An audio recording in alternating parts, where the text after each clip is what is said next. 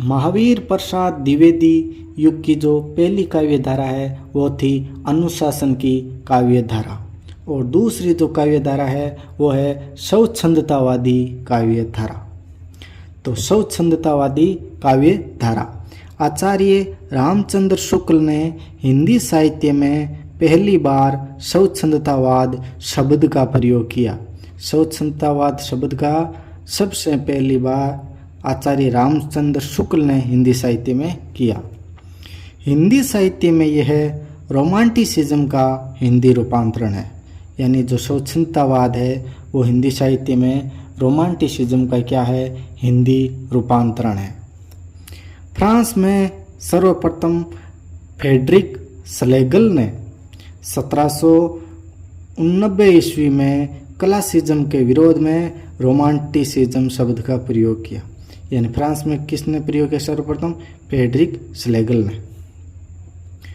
Romanticism में romantic विशेषण लगा हुआ है। रोमांटिसिज्म में रोमांटिक क्या है? विशेषण है।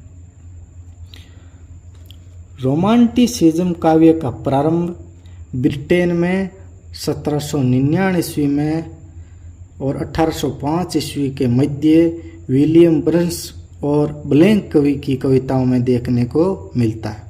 यानी 1799 से लेकर 1805 तक ब्रिटेन में रोमांटिसिज्म काव्य के अंतर्गत देखने को मिलता है।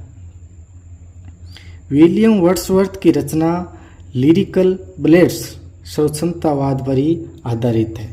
यानी विलियम वर्ड्सवर्थ की जो रचना है वो स्वच्छंदतावाद पर ही आधारित है।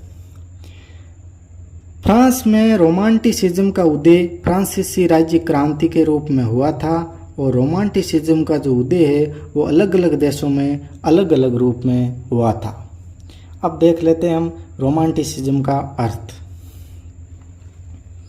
तो रोमांटिसिज्म का जो अर्थ है वो रोमांटिसिज्म शब्द रोमांटिक शब्द से उत्पन्न हुआ है, जिसमें कल्पना, प्रकृति चित्रण, आत्मिक भाव व्यंजना, रहस्यवाद, मुक्त छंद, स्त्री पुरुष प्रेम, समानता की भावना और राष्ट्रीय विचारधारा को महत्व दिया गया है। किसमें? रोमांटिसिज्म में।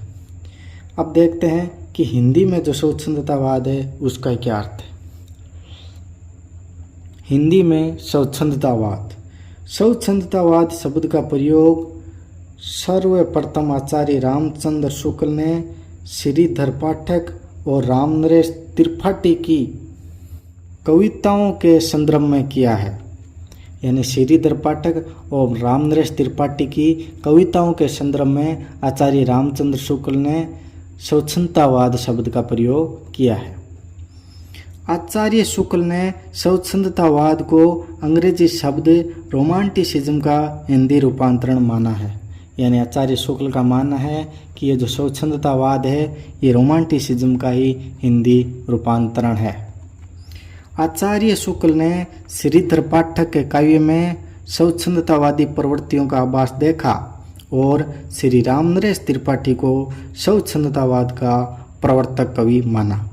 यानी आचार्य शुक्ल ने सबसे पहले श्रीधर पाठक के काव्य में स्वच्छंदतावाद प्रवृत्ति का आभास देखा और श्री रामनरेश त्रिपाठी को स्वच्छंदतावाद का प्रवर्तक कवि माना। लेकिन नोट, श्रीधर पाठक स्वच्छंदतावाद के प्रवर्तक कवि है, क्योंकि आचार्य शुक्ल ने सबसे पहले स्वच्छंदतावादी प्रवृत्तियों का आभास किसमें देखा? श्रीधर पाठक के काव्य में। इसी के कारण श्रीधर पाठक स्वच्छंदतावाद के प्रवर्तक कवि है। लेकिन आचार्य रामचंद्र शुक्ल स्वच्छंदतावाद का प्रवर्तक कवि श्री रामनरेश त्रिपाठी को मानते हैं। भारत में स्वच्छंदतावाद सर्वप्रथम बंगला साहित्य में देखने को मिलता है, जिसका प्रभाव हिंदी कविता पर भी पड़ा। सबसे पहले जो स्वच्छंदतावाद का प्रभाव है वो भारत में बंगला साहित्य में देखने को मिलता है, जिसका प्रभाव धीरे धीरे हिंदी कविता पर भी पड़ा। अब देखते हैं स्वच्छंदतावाद का अर्थ। हिंदी में स्वच्छंदतावाद अंग्रेजी शब्द रोमांटिसिज्म से आया है। सही है। स्वच्छंद का शाब्दिक अर्थ है स्वतंत्र और वाद का अर्थ हो गया दर्शन, यानी स्वतंत्र दर्शन। ऐसा दर्शन जिसमें स्वच्छंद भाव, मुक्त छंद, राष्ट्रीय चेतना, प्रगीत चेतना, प्रकृति चित्रण, कल्पना, खड़ी बोली हिंदी में कविता, सामाजिक सांस्कृतिक बंधनों का विरोध, स्त्री पुरुष समानता आदि का उल्लेख मिलता है। हिंदी काव्य में ऐसी कविता को स्वच्छंदतावाद कविता कहा जाता है। यानी ऐसे जो गुण मिलते हैं उस कविता को हिंदी में स्वच्छंदतावाद की कविता कहा जाता है। और हिंदी काव्य में जो स्वच्छंदतावाद का जो उदय है वो उदय रीति काल के विरोध में हुआ था। यानी हिंदी में स्वच्छंदतावाद का उदय किस लिए हुआ? रीति काल के विरोध में हुआ। अब देखते हैं स्वच्छंदतावाद का प्रवर्तक कवि। तो आचार्य रामचंद्र शुक्ल ने स्वच्छंदतावाद का प्रवर्तक कवि किसे माना है? श्री रामनरेश त्रिपाठी को। लेकिन स्वच्छंदतावाद का जो प्रभाव सबसे पहले किस कवि की कविताओं में देखने को मिलता है वो है श्रीधर पाठक। हिंदी साहित्य में अर्थात काव्य में स्वच्छंदतावाद का प्रवर्तक कवि श्रीधर पाठक को माना जाता है। रामचंद्र शुक्ल ने रामनरेश त्रिपाठी को माना और हिंदी साहित्य में श्रीधर पाठक को स्वच्छंदतावाद का प्रवर्तक कवि माना जाता है।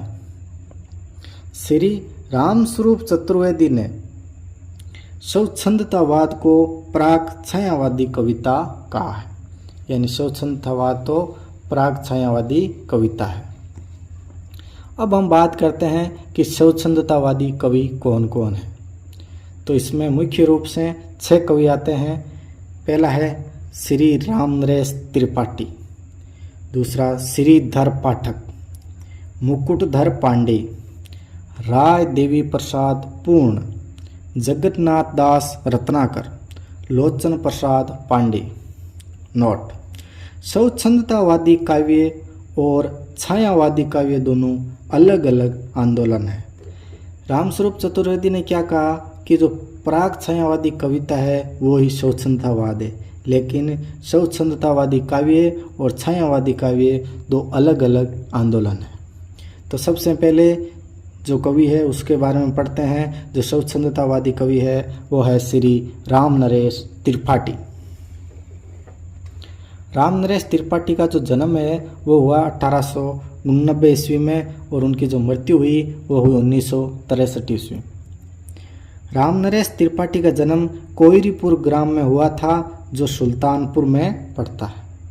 यानी 1889 ईस्वी में कोयरीपुर ग्राम में रामनरेश त्रिपाठी का जन्म हुआ था और ये कहाँ पड़ता है? ये सुल्तानपुर में पड़ता है। कक्षा 5वीं तक इन्होंने अपने गांव में ही उर्दू भाषा में शिक्षा का प्रारंभ किया था। यानी 5वीं तक ये अपने गांव में उर्दू भाषा में ही पढ़े थे। इन्हें आगे पढ़ने के लिए बाहर जाना पड़ा, लेकिन आर्थिक तंगी के कारण पुनः अपने गांव आना पड़ा, जहां पर इन्होंने उर्दू, अरबी, फारसी, अंग्रेजी, बंगला और हिंदी भाषा का अध्ययन किया।